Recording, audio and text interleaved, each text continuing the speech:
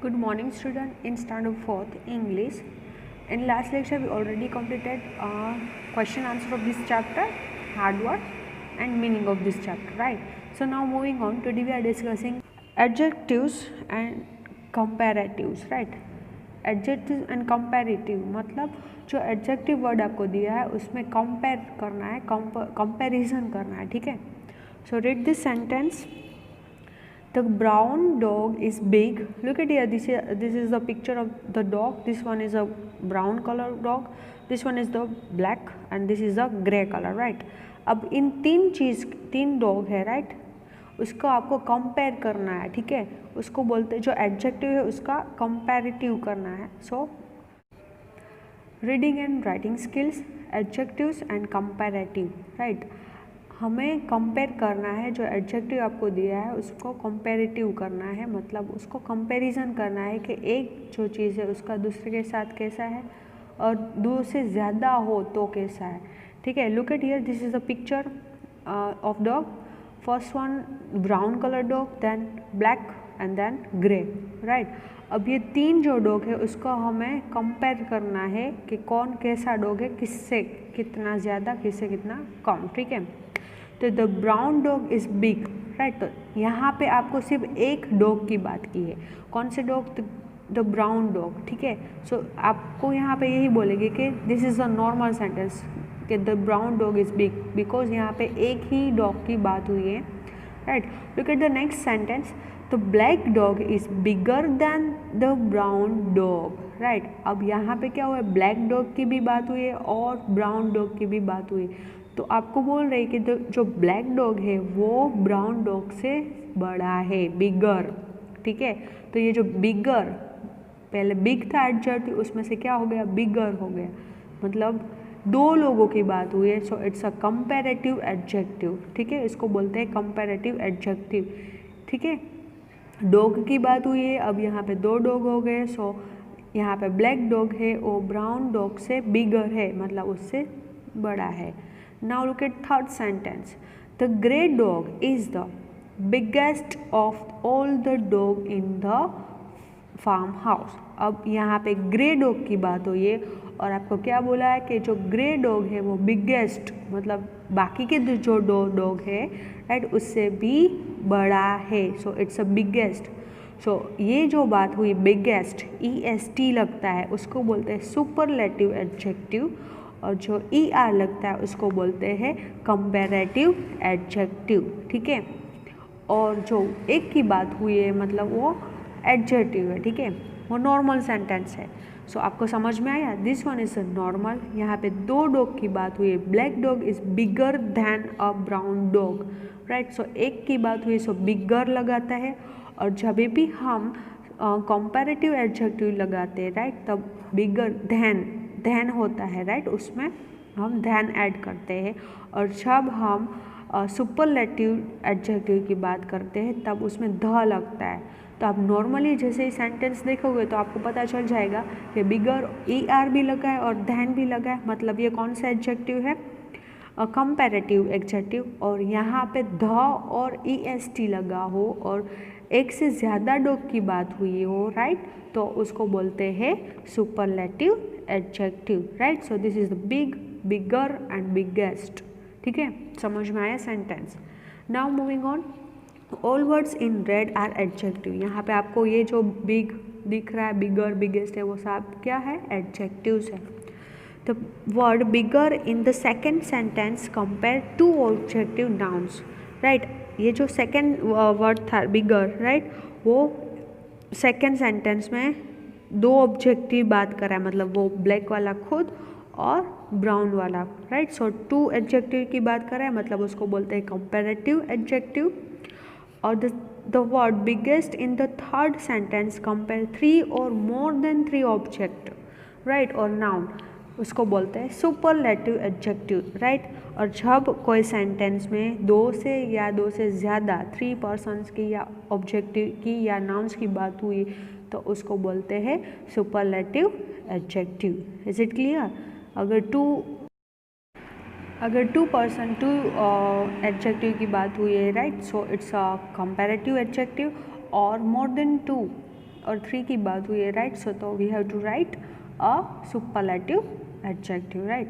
सो जैसे मैंने आपको बोला था सुपर कंपैरेटिव में क्या आएगा, ई आर देन प्लस हम ऐड करेंगे, ठीक है. और सुपरलेटिव में ई एस टी और द आएगा, राइट.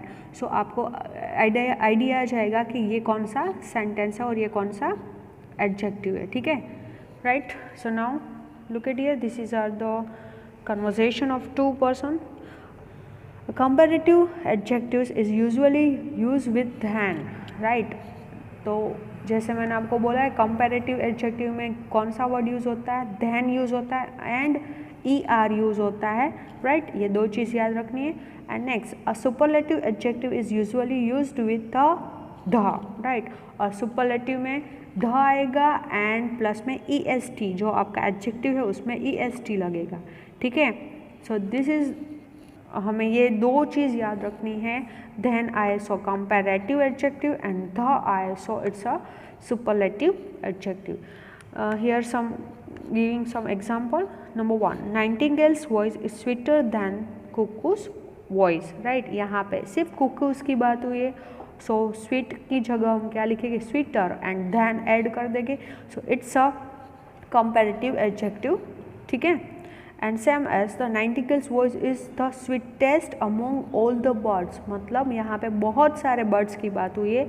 मोर देन 2 पर्सन है, राइट. 2 थिंग्स है, मोर देन 2 थिंग्स की बात हुई है. So it's a superlative adjective. और हम you can say that the आया एंड ई एस टी आया, सो इट्स अ सुपरलेटिव, ठीक है. सो this is some example of this comparative adjective and superlative adjective. Now moving on, number 1, A uses some correct form of small to fit in the blanks, right.